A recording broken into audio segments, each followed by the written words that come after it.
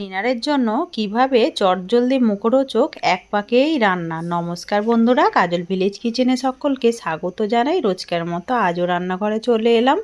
আজকের রেসিপি প্রথম থেকে লাস্ট পর্যন্ত ভিডিওটি দেখতে থাকুন, আশা করছি ভীষণ ভালো লাগবে। তো চলুন তাহলে শুরু করা যাক। তো সবসময় তো বিরিয়ানি খেয়েছো, আজকে আমি একদম এক পাকে কিভাবে রান্না হয় সেইটাই আপনাদের সঙ্গে শেয়ার করব। তার জন্য আমি এখানে বেশ কিছুটা চিকেন নিয়ে নিয়েছি, এর মধ্যে কিছু মশলা অ্যাড করে দেব। যেমন দেব এখানে দুটো কাঁচা লঙ্কা, আদা রসুন একসঙ্গে আমি খুব ভালো করে বেটে নিয়েছি। 1 চামচ দিয়ে দেবো এখানে আদা রসুন কাঁচা লঙ্কা বাটা। আর ঝালটা আপনারা আপনাদের মাপ মতোই ব্যবহার করবেন। আর এখানে ভরে দিয়ে দেবো 1 চামচ জিরে গুঁড়ো। আর দেবো এখানে ওই চামচেরই 1 চামচ ধনে গুঁড়ো। এবারে সুন্দর রঙের জন্য দেবো এখানে হলুদ গুঁড়ো, 1 চামচ দিয়ে দিলাম হলুদ গুঁড়ো। আর ঝালের জন্য আমি আবারও দেব এখানে লঙ্কার গুঁড়ো। তো আমি আগেই বলেছি ঝালটা তোমরা তোমাদের মাপ মতোই দেবে। এখানে আমি 3টে কাঁচা লঙ্কা বেটেও দিয়েছি, আবার 1.5 চামচ লঙ্কার গুঁড়ো দিয়ে দিলাম। স্বাদ মতো দেব লবণ, স্বাদ মতো দিয়ে দিলাম লবণ।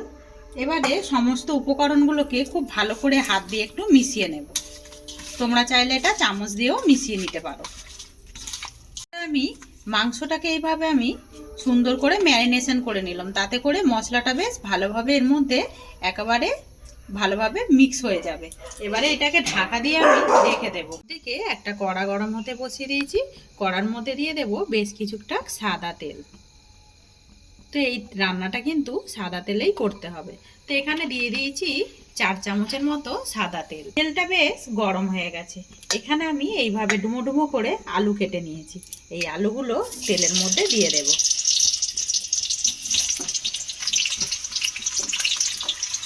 সমস্ত আলুটাই দিয়ে দিলাম, দিয়ে দেবো স্বাদ মতো লবণ। আর দেবো একটু হলুদের গুঁড়ো, দিয়ে দিলাম অল্প একটু হলুদ গুঁড়ো। এবারে খুব ভালো করে আলুর সঙ্গে লবণ আর হলুদটাকে মিশিয়ে নিতে হবে।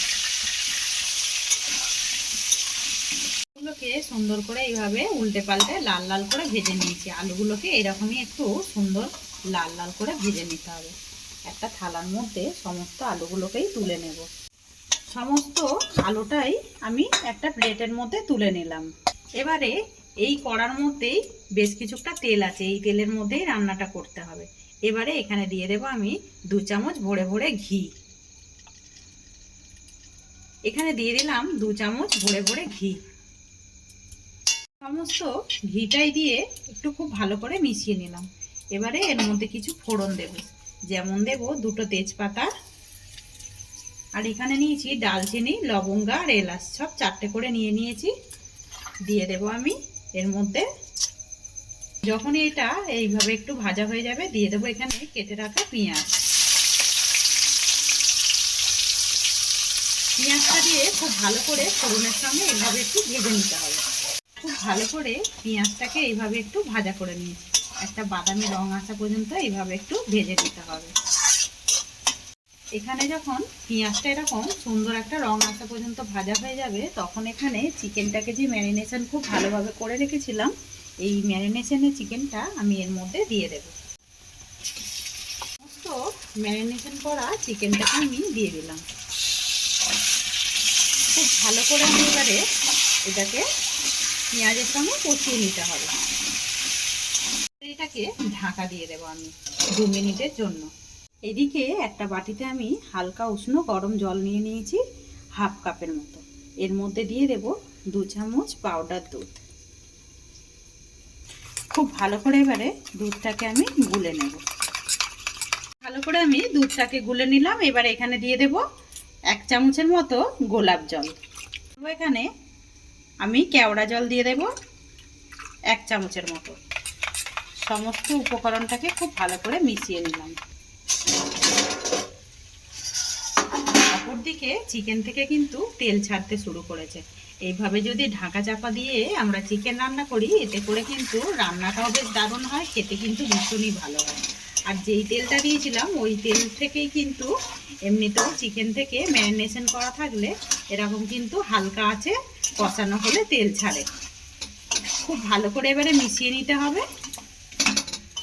চিকেনটা এইভাবে কষানো হয়ে যাবে তখন কিন্তু বুঝতেই পারবে, একটা দারুণ সুন্দর গন্ধও ছাড়বে। আর চিকেন থেকে এরকম সুন্দর একটা মশলা কষানোর একটা যে গন্ধটা থাকে ওইটা কিন্তু একেবারে চলে যাবে, দানা দানা ভাব এসে গেছে। তখনই আমি এখানে ভেজে নেওয়া আলুটা এবারে দিয়ে দেব, মিক্স করে নেব, এর মধ্যে বলতে পারো মিশিয়ে নেব। এবারে এখানে যে আমি দুধটাকে গুলে রেখেছিলাম এই দুধটাও আমি এর মধ্যে দিয়ে দেব। গুলে নেওয়া দুধটা দিয়ে দিলাম, দিয়ে আমি আবারও খুব ভালো করে মিশিয়ে নেব।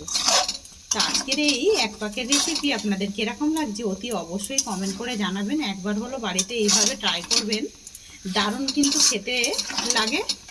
আর এটা খুব কম খরচেই হয়ে যায়, অল্প একটু চিকেন হলে এরকম কিন্তু আমরা রান্না অনায়াসে করে নিতে পারি। সমস্ত উপকরণগুলো খুব ভালো করে মিক্স করে দিয়েছি, আবারও কিন্তু তেল ছাড়তে শুরু করেছে।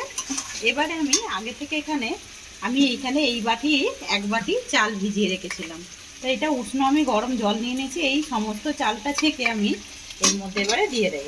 তো চালটা ছেঁকে নিয়েই আমি এর মধ্যে দিয়ে দেব।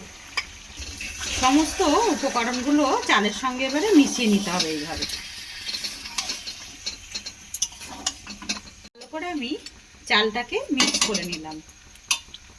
এবার আমি এর মধ্যে দিয়ে দেব জল। এখানে উষ্ণ গরম জল নিয়েছি আমি, এই বাটির এক বাটি যেহেতু চাল নিয়েছিলাম এই বাটির আমি 2 বাটি এখানে জল দিয়ে দেব।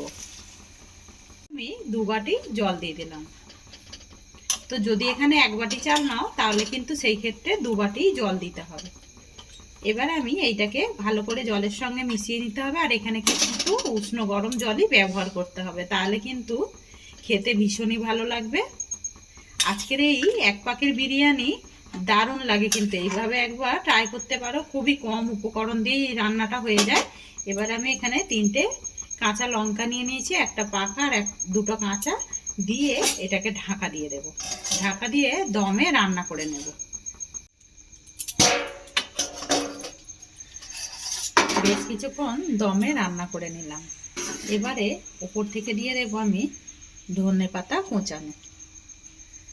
তোমরা চাইলে এই ধনেপাতাটা বাদও দিতে পারো, আমি একটু দিয়ে দিলাম, এতে করে খেতে ভীষণই ভালো হবে। আর দেবো ওপর থেকে একটু ঘি আবারও। আর আমি এর মধ্যে যে স্বাদ মতো লবণ দিয়েছিলাম, তারপরে আবারও লবণ দিয়েছি, ওইটা আমার দেখানো হয়নি। লবণটা তোমরা মাপ মতো এর মধ্যে দিয়ে দেবে। দিয়ে এবারে আমি আবারও এটাকে ঢাকা দিয়ে আমি 2 মিনিট মতো রেখে দেবো। একেবারে কিন্তু এক প্যাকেট বিরিয়ানি একদম রেডি হয়ে যাবে।